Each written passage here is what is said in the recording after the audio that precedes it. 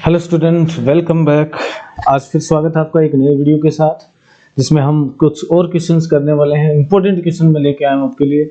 अगर चैनल पे first time आए हैं तो प्लीज़ शेयर और लाइक कर दीजिए और उसके साथ साथ सब्सक्राइब कर दीजिए। आज का जो टॉपिक हमारा रहने वाला है वो वाइटल स्टैटिक्स है। टाइम सीरीज के कुछ क्वेश्चन वाइटल स्टैटिक्स में जो हिस्टोरियल पार्ट है ना, हिस्ट्री का पार्ट है, इसके इंपॉर्टेंट क्वेश्चन है। उसके साथ साथ हमने जो एरर की थी, स्टैंडर्ड एरर की थी, उसके भी कुछ क्वेश्चंस लेने वाले हैं। ठीक है, चलिए स्टार्ट करते हैं वीडियो को। आज का जो पहला क्वेश्चन है वो देखिए क्या है। किसी देश के लोगों को मुखिया मतलब वाइटल जो है, हेड्स ऑफ पीपल की पूरी गिनती। ठीक है, हेड्स ऑफ पीपल मींस लोगों की गिनती जो करते हैं वो किस क्या बोलते हैं उसको बोलते हैं हम सेंसस, राइट। ठीक है, जनगणना बोलते हैं। महत्वपूर्ण आंकड़े नहीं होते जनसांख्यिकी, वाइटल स्टैटिक्स भी नहीं होते, डेमोग्राफी जनसांख्यिकी भी नहीं होती है। तो इसका मतलब क्या होगा, आंसर होगा हमारा सांख्यिकी, सॉरी जनगणना। जनगणना के लिए जो यूज करते हैं वो टर्म हम यूज करते हैं। नेक्स्ट क्वेश्चन देखते हैं। देखिए, vital statistics throw light on, यानी वाइटल स्टैटिक्स क्या बताती है हमें, तो ये बताती है। देखिए, अंतरराज्यीय अवधि के दौरान, ठीक है, किसी मतलब अंतरराज्यीय नहीं, अंतर समय के साथ हो गया है। ठीक है, इंटरसेशनल होता है ना, इंटरसेशनल यानी दो क्रमागत वर्ष हैं जनगणना के, जैसे 1991 और 2001, तो इनको बोलते हैं इंटरसेशनल। ठीक है, कि अवधि के दौरान जनसंख्या के बदलते पैटर्न को बताती है, बिल्कुल बताती है। ठीक है, विरिलिटी ऑफ रेसेस, मतलब लोगों की जो बढ़ती हुई वो है उसके बारे में बताते हैं, कि जनसंख्या वृद्धि के बारे में बताता है, यानी तीनों के बारे में बताता है। इसका मतलब हमारा आंसर क्या होने वाला है, आंसर होने वाला है डी। नेक्स्ट क्वेश्चन देखते हैं। नेक्स्ट क्वेश्चन क्या, देखिए धीरे धीरे मैं लेवल बढ़ा रहा हूँ क्वेश्चंस का। ठीक है, तो वो स्टार्टिंग में बड़े इजी से क्वेश्चन लग रहे हैं आपके।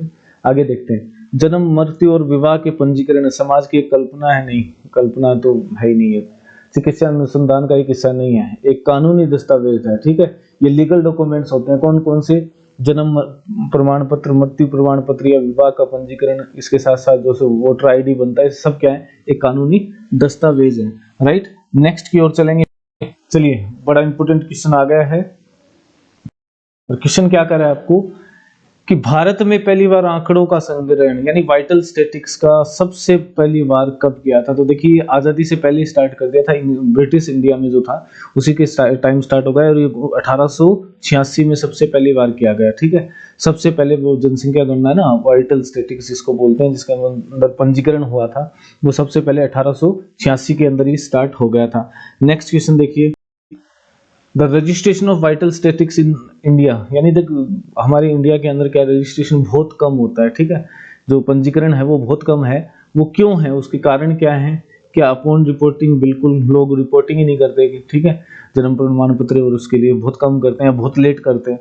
ठीक है, अधूरा कवरेज यानी पूरा कवरेज नहीं हो पाता है, राइट। लैक ऑफ एक्यूरेसी यानी सटीकता नहीं होती उसके अंदर, राइट। आज हो, आज मैंने बताया ना, टाइम के साथ साथ वो चेंज होता है। और यानी उपरोक्त सभी, यानी तीनों कारण है किसमें, पंजीकरण के अंदर जो समस्या आती है इंडिया के अंदर, वो क्या है, अपूर्ण रिपोर्टिंग, अधूरा कवरेज और सटीकता की कमी, ये तीनों कारण होंगे। नेक्स्ट क्वेश्चन और देखते हैं। क्वेश्चन नंबर 8 देखो, to improve upon the registration of vital statics in India the central government appointed a committee in 1948। ये बड़ा इंपॉर्टेंट क्वेश्चन है, बहुत इंपॉर्टेंट क्वेश्चन है। ये हिस्ट्री से रिलेटेड है वाइटल स्टैटिक्स की, कि भारत में महत्वपूर्ण आंकड़ों के पंजीकरण में सुधार करने के लिए सरकार ने 1948 में एक कमेटी बनाई थी। ठीक है, वो कमेटी का नाम क्या है वो बताना है आपको। तो उस कमेटी का नाम था बोर कमेटी। ठीक है, बोर के यानी कमेटी बनाई थी बोर के अंडर। तो वो कौन सी, 1948 में बनाई थी। और 1948 में एक जो कानून पास हुआ था, जनसंख्या कानून। ठीक है, जनसंख्या कानून पास हुआ था, ये उसका जो हेड था 1948 में, वो कौन था, हेड था आपका बोर। तो इसको क्या बोलेंगे, बोर कमेटी बनाई थी। इसको बिल्कुल याद रख लेना, बड़ा इंपॉर्टेंट क्वेश्चन है। नेक्स्ट क्वेश्चन की ओर बढ़ जाते हैं।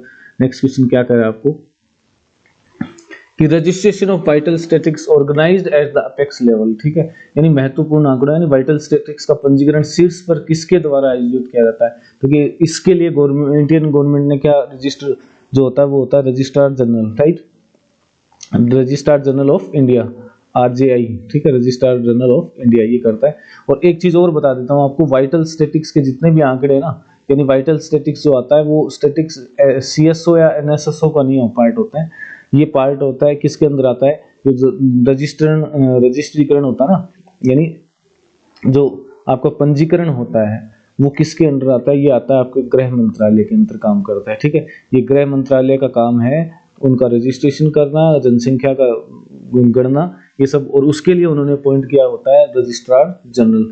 नेक्स्ट क्वेश्चन करते हैं, देखिए नेक्स्ट क्वेश्चन क्या है,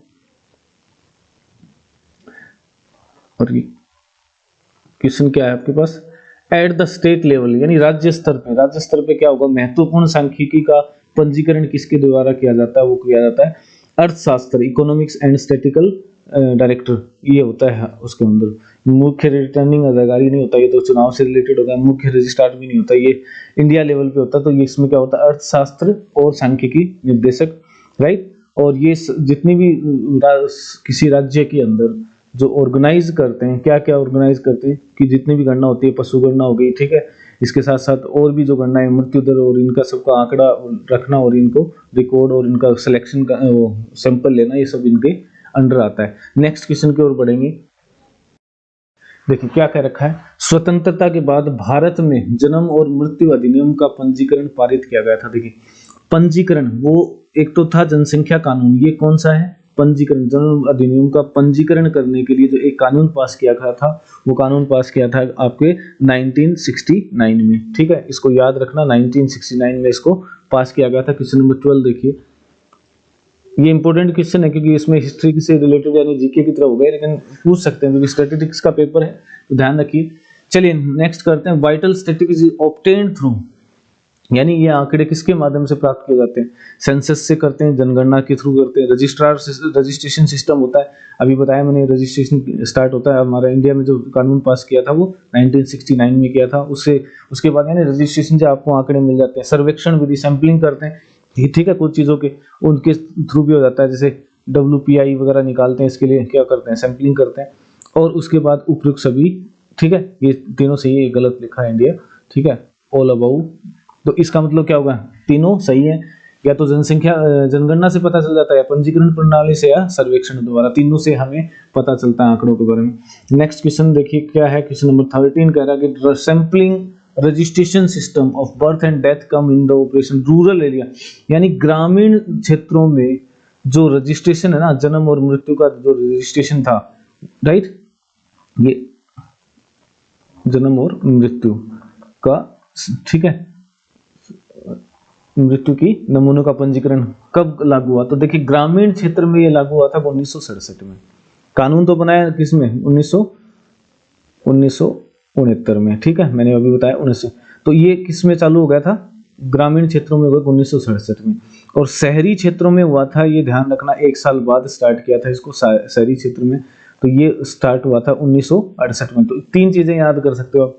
देखिए 1967 में क्या हुआ, ग्रामीण, इससे नेक्स्ट ईयर क्या हुआ, शहरी क्षेत्र में स्टार्ट हो गए, और उसके नेक्स्ट बाद 1969 में इसको कानून बना दिया गया, ठीक है, कानून बना दिया गया, लीगलाइज कर दिया गया रजिस्ट्रेशन वगैरह को, ठीक है। नेक्स्ट पे चलते हैं, क्वेश्चन नंबर 14 आ जाइए, sampling registration system for recording birth and death in urban area started, अभी बता दिया मैंने, शहरी क्षेत्रों में जन्म और मृत्यु को दर्ज करने के नमूने पंजीकरण कब स्टार्ट हुआ, 1968 में स्टार्ट किया था, यानी 1 साल बाद, यानी 3 साल याद रखने आपको, 67, 68 और 69। 67 में ग्रामीण, ये शहरी, और ये कानून बना दिया गया, ठीक है, किसका, मृत्यु और जन्म का रजिस्ट्रेशन करने का, ये रजिस्ट्रेशन का है। जनसंख्या कानून जो लागू हुआ था वो हुआ था 1948 में। चलिए नेक्स्ट करते हैं, नमूना पंजीकरण प्रणाली का लाभ ये है कि देखिए एडवांस सैंपलिंग रजिस्ट्रेशन का क्या है, इसमें क्या, ये पूर्ण कवरेज करता है, नहीं पूरा तो कवरेज नहीं कर सकता क्योंकि फुल तो फिर वो सेंसस वाली बात आ जाती है, ये अधिक सटीक है, ठीक है, वैसे तो ये भी है, फुल कवरेज नहीं करता, फिर भी सैंपल लेते हैं तो सैंपल में तो ये नहीं है, ये ग्रामीण और शहरी क्षेत्रों के लिए अलग अलग अनुमान प्रदान करता है, ये सही है, नमूना पंजीकरण, ठीक है, ये सटीक है, ये तो नहीं कह सकते, सटीक में तो बहुत सी प्रॉब्लम आ जाती है, तो ये क्या है, ग्रामीण और शहरी अलग अलग करते हैं, मैंने अभी भी बताया, ठीक है, दोनों के लिए अलग अलग होता है, तो इसका मतलब ग्रामीण और शहरी दोनों के अलग अलग अनुमान आपको दे देता है, इसलिए ये क्या है, ज्यादा उपयुक्त है। क्वेश्चन नंबर 16 देखिए, क्वेश्चन नंबर 16 क्या कहता है, ये आपके किससे आगे, टाइम सीरीज से आगे, टाइम सीरीज में भी अच्छे क्वेश्चन हैं, देखिए करते हैं इसको।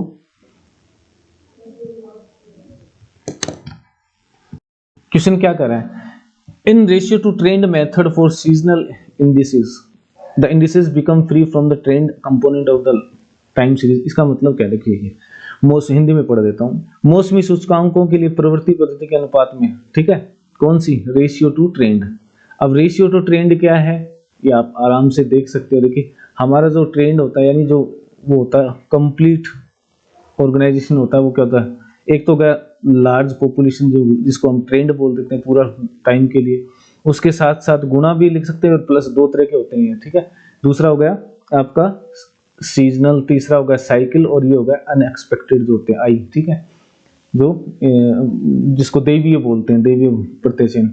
अब देखिए प्रतिचयन नहीं, देवीय कारण जो हो सकता है, तो ये तो गया साइक्लिक, ठीक है, चक्रीय, ये सीजन का हो गया, ये देवीय हो गया, ये तो क्या होगा, ट्रेंड हो गया। ट्रेंड का मतलब अपनति, लंबे टाइम के लिए तो निकलता है।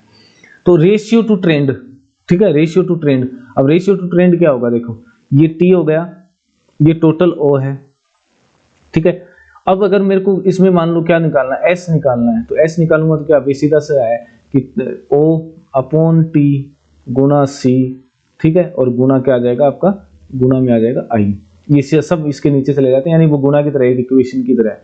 तो इसमें क्या प्रवृत्ति पद्धति में अनुपात में सूचकांक समय श्रृंखला की प्रवृत्ति घटक से मुक्ति हो जाती है। तो आंसर बताना आपको। देखिए तो ये क्या होगा, देखिए इसमें हमसे क्या पूछा, सीजन के लिए पूछा उसने, सीजन के लिए पूछा है, यानी मौसमी परिवर्तन जो है ना उनके लिए पूछा है। तो मौसमी परिवर्तन है, यानी एस की वैल्यू निकालनी, तो एस क्या होगा, देखिए किससे रेशियो निकलेगा, टी सी से, यानी ट्रेंड से रेशियो होगा।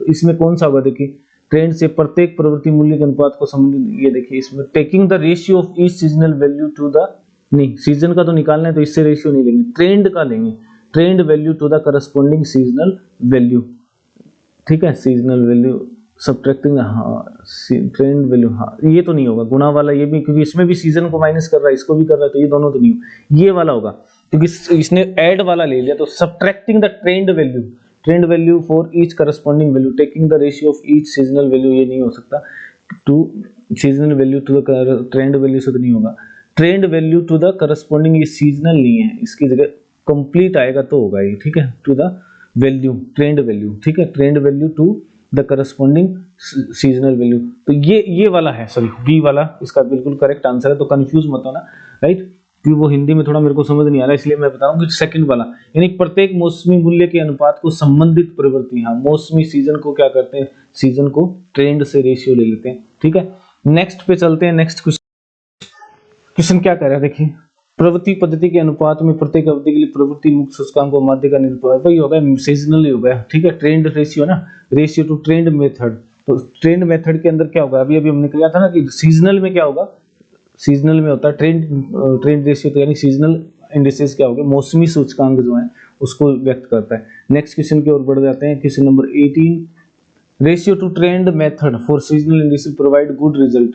देखिए क्या रिजल्ट प्रोवाइड करेगा, अच्छा रिजल्ट कब करेगा, मौसमी सूचकांकों के लिए प्रवृत्ति पद्धति का परिणाम अच्छे होंगे, ये अच्छे परिणाम करता है यदि, देखिए ट्रेंड का मतलब क्या हो गया, सीजनल के लिए, लंबी अवधि के लिए अवधि मासिक दी जाए, अवधि छोटी दे, तो यानी लंबे पीरियड के लिए वो क्या होगा, ज्यादा उपयुक्त होता है।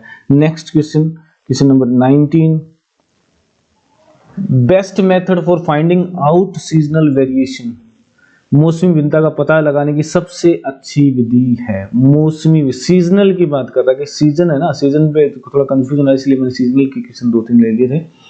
मौसमी भिन्नता का पता लगाने की सबसे अच्छी विधिता है सरल औसत, चलती औसत, यानी मूविंग एवरेज मेथड नहीं, प्रवृत्ति विधि का, रेशियो टू ट्रेंड मेथड, ये सारी ट्रेंड मेथड की प्रॉपर्टी चल रही है, राइट। नेक्स्ट चलते हैं क्वेश्चन नंबर 20 पे,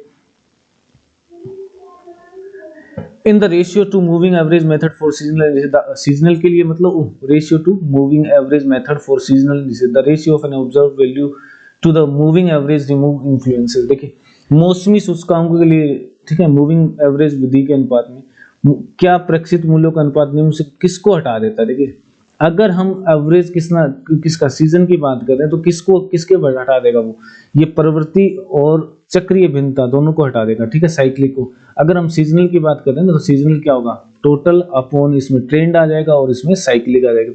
तो यानी सीजन के लिए जब है तो इसका मतलब क्या, कौन कौन सा हट गया, ट्रेंड हट गया और साइकिल हट गया।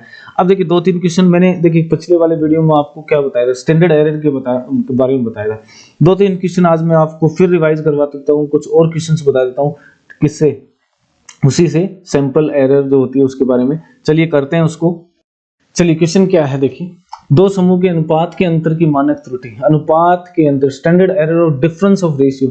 रेशियो के लिए मैंने आपको कल भी बताया था कि अगर रेशियो निकालना होता है प्रोबेबिलिटी के लिए होता है P इंटू 1 - Q अपॉन, ठीक है, P माइनस अपॉन N, इसको बोलते हैं Q नहीं, सॉरी ये 1/P है, तो इसको 1/P को हम Q लिख देते हैं। ये प्रोबेबिलिटी सक्सेस की होगी, ये फेलियर की होगी, अपॉन में N आ जाता है। ये होगी किसके लिए, त्रुटि होगी किसके लिए, सिर्फ प्रोबेबिलिटी, रेशियो के लिए स्टैंडर्ड एरर होगी सिर्फ रेशियो के लिए, ठीक है। R के लिए लिख देता हूँ रेशियो।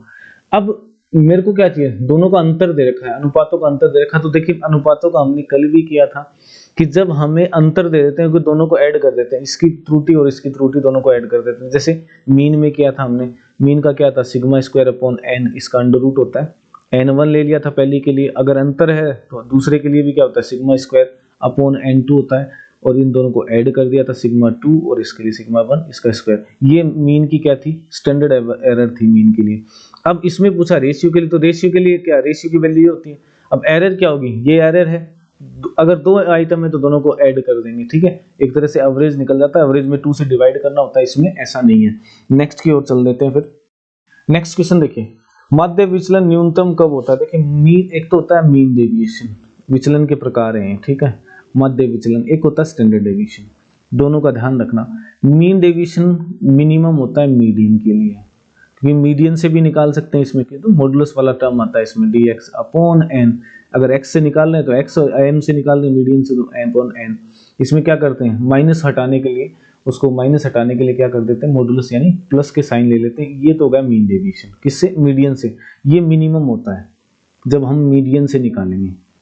लेकिन स्टैंडर्ड डेविएशन जो होता है वो मिनिमम कब होगा, जब हम किससे निकालते हैं, मीन से निकालते हैं। वैसे मीन से निकालते हैं, क्यों, क्योंकि हमें पता है x माइनस एक्स बार, जिसको डेविएशन बोलता हूँ x से, इसका जब सम करते हैं, ठीक है, सम लगा देता हूँ मैं, देखिए समेशन करते हैं, तो ये वैल्यू हमेशा क्या होती है, 0 होती है, ये वैल्यू 0 आ जाती है, ठीक है। एक बार फिर से लिख देता हूँ, देखिए summation of dx will be always 0, ठीक है। और हमें स्टैंडर्ड डेविएशन में क्या होता है, स्टैंडर्ड डेविएशन में निकालना होता है हमें क्या, कि समेशन ऑफ dx का स्क्वायर कर देते हैं और अपॉन में n लिख देते हैं और उसका अंडर रूट ले लेते हैं। यही हमारा स्टैंडर्ड डेविएशन सिग्मा, और अगर अंडर रूट नहीं लेंगे तो वेरिएंस। तो ये मिनिमम हो जाएगा क्योंकि इसका सम कितना आ रहा है, 0 आ रहा है। जब इसका लेते हैं, अच्छा ये भी लेते हैं हम, y माइनस वाई कैलकुलेटेड, देखो फिट लाइन फिट करते हैं तो अपॉन में n लेते हैं, ठीक है। तो ये इसको मिनिमम कब होगा, जब ये इससे मीन से, यानी कैलकुलेटेड वैल्यू यानी मीन होगी, या कैलकुलेटेड वैल्यू उसकी बात कर रहे हैं हम रिग्रेशन की। अदरवाइज अगर आपसे स्टैंडर्ड डेविएशन पूछ ले, स्टैंडर्ड डेविएशन किसके साथ मिनिमम होगा, ये मीन के साथ मिनिमम होगा। और अगर मीन डेविएशन पूछा तो ध्यान रखना मीडियन, तो हमारा जो क्वेश्चन है उसका आंसर होगा मीडियन। नेक्स्ट क्वेश्चन करवा देता हूं आपको, क्या है ये, देखिए एक त्रुटि है ना, त्रुटि वाले चैप्टर में एक ये एरर है, एरर के बारे में। इसमें बेडिंगटन ने एक सुझाव दिया था कि अगर आप एवरेज एरर निकाल रहे हो, ठीक है, एवरेज एरर कौन सी, ये होती है एब्सोल्यूट, ठीक है। एब्सोल्यूट का मतलब एब्सोल्यूट एरर, ठीक है, एब्सोल्यूट निरपेक्ष जिसको बोलते हैं, निरपेक्ष त्रुटि, यानी किसी के सापेक्ष नहीं है। तो इसने एक करेक्शन किया था कि वैसे तो हमारी त्रुटि क्या होती है, a माइनस ई एस्टिमेटेड, और e एस्टिमेटेड, ये एक्चुअल हो गया और ये एस्टिमेटेड हो गई, और अगर गुणांक निकालते हैं तो फिर e से भाग देते हैं, ये हो जाती है सापेक्ष। ऊपर क्या है, निरपेक्ष, और e से भाग देते हैं और 100 से गुणा करते हैं तो वो परसेंटेज में आ जाती है। अब देखिए उसने करेक्शन किया था कि अगर आप क्या निकाल रहे हो, एब्सोल्यूट एरर निकाल रहे हो, त्रुटि निकाल रहे हो निरपेक्ष वाली, तो आपको अंडर रूट n से गुणा करना होगा, ठीक है। ये गुणा का साइन है, x नहीं है, ये गुणा है, यानी टोटल एवरेज जो एरर है उसको अंडर रूट n से गुणा कर दीजिए, तब वो उसका करेक्शन सही होगा। कब, जब आप निरपेक्ष, अगर सापेक्ष निकालता तो इसको क्या कर दूंगा मैं, e से डिवाइड कर दूंगा, ठीक है। e का मतलब क्या है, एस्टिमेटेड यानी कैलकुलेट जो होती है, जो हमने गणना करके निकालिए, वो वैल्यू इससे क्या कर देंगे, डिवाइड कर देंगे, वो सापेक्ष हो जाएगी, राइट। सापेक्ष का मतलब है रिलेटिव एरर, ठीक है। नेक्स्ट क्वेश्चन करते हैं। अच्छा, बाउले ने भी ऐसा ही दिया था एक फॉर्मूला। बाउले ने क्या कहा कि रिलेटिव एरर ना, सापेक्ष त्रुटि जिसको बोलते हैं, सापेक्ष त्रुटि, उसके अंदर द टोटल रिलेटिव एरर जो होगी वो एवरेज रिलेटेड, उसने क्या किया, एवरेज, देखिए बेडेटन ने क्या किया था, अंडर रूट एन से गुणा किया। इसने कहा नहीं, अंडर रूट एन से डिवाइड करें क्योंकि रिलेटिव है। वैसे तो रिलेटिव में क्या करते हैं हम, ई से करते हैं ना, लेकिन एस्टिमेटेड से ना करके उसने कहा कि 2/3 ये है। अच्छा, यही 2/3 कहाँ भी आ जाता है, वहां पे भी आ जाता है जब हम प्रोबेबल एरर निकालते हैं। प्रोबेबल एरर ऑफ 2/3 किसका, स्टैंडर्ड एरर, ठीक है ना। लास्ट वाले वीडियो में मैंने बताया था ये एरर है, स्टैंडर्ड एरर। ओके, तो नेक्स्ट करते हैं, इसमें आंसर ए सही होगा आपका। नेक्स्ट क्वेश्चन और देख लेते हैं।